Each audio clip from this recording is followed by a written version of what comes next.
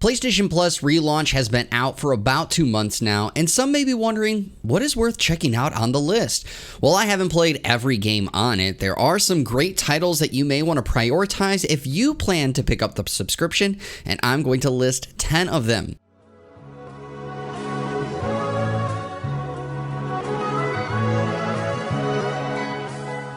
Welcome everyone to Press Start. My name is Darcy and I hope you're all having a wonderful week. This video will be a mix of personal choices as well as based off of review scores. I'm one person. I cannot play every game out there, even though I will try. So if you have any games that I've left off the list, please leave those down in the comments below. So let's get started with number 1, all of the obvious. I'm lumping this one together because we could really fill this list easily with things like God of War, Horizon Zero Dawn, Bloodborne, Final Fantasy VII Remake, Returnal, and the likes. Now, nearly all PlayStation first-party titles that have been raved about that's not Horizon Forbidden West or The Last of Us Part 2 are on the service. So let's get to the other games that you should check out. And now for the actual first one, Shadow of Colossus. Now, this is a game I admittedly have not played, but know is beloved by everyone who has done so.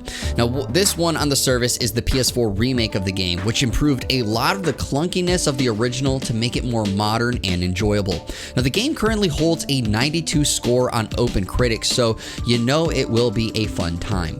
Now, if you'd rather just buy this one instead of subscribing to PS Plus, I did see it is currently listed at half off for $9.99, but if you subscribe, of course, you can play the other games that I'm about to list off. So after you finish this one, go play another one like number 2, South Park: The Fractured But Whole. I absolutely loved this game. I am a big fan of South Park RPGs. Stick of Truth is also on the service, another great game in fact, but I'm gonna give the edge to Fractured But Whole on this one.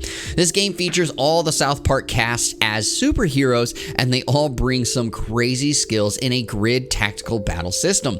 Now, it holds an 82 on OpenCritic and will satisfy you for hours. Seriously, this is a title you don't want to miss for the combat and for the laughs. But if you want to put something more traditional aside and grab something that's a little bit more unique, you don't want to miss number 3, Gravity Rush 1 and 2. So this is cheating a bit, but I feel it's worth it. Gravity Rush Remastered is an upgraded version of the 2012 Vita title.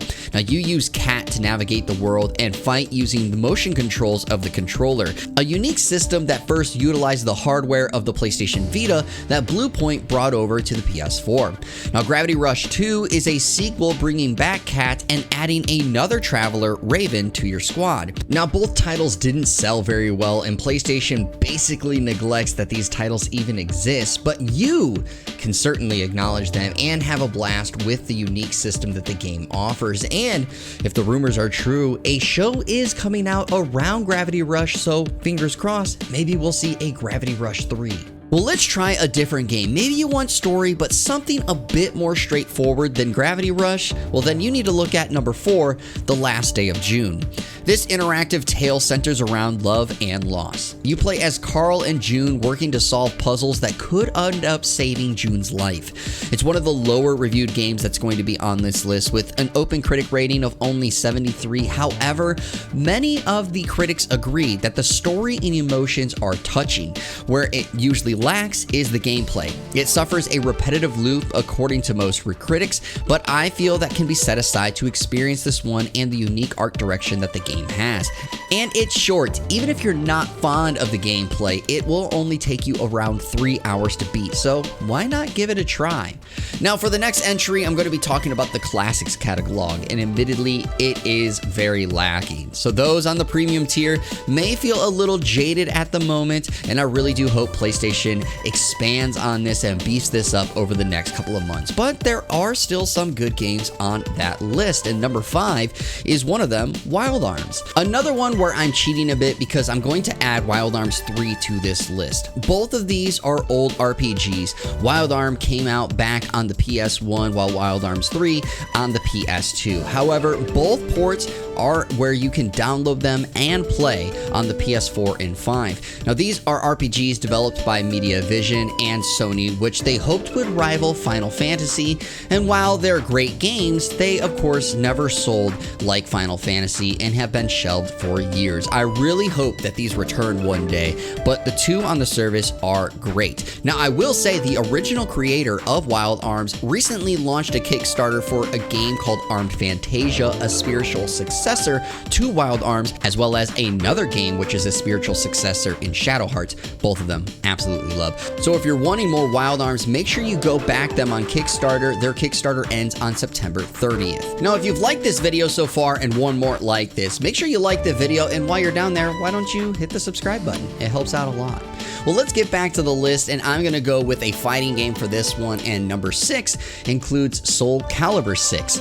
So I felt it was important to add a fighting game on here because I love fighting games. And while it's not my favorite game on the service, I do think Soul Calibur is just one of those fighting games that's easy to pick up and have some fun with it if you're not big into fighting games. Now, this is not to mean that the game itself is simple or easy or that you can master it quickly. I just remember though, as a kid when I was really bad at fighting games, picking up Soul Calibur games and not caring how long my combos were or anything. I just loved the coolness that I got out of just smashing some buttons and having my competitor of choice use their weapon of choice, just dishing out damage. Now, I personally enjoyed my time with this Soul Calibur, and I think you will too, even if it does not include all of the DLC with it.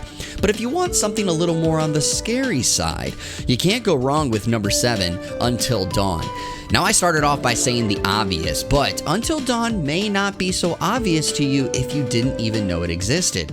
Now, Until Dawn is a PlayStation title, by the way, of Supermassive Games, the same people who made the Dark Pictures anthology and the recent hit, The Quarry. The game plays out like a movie where you make choices and these choices impact the story.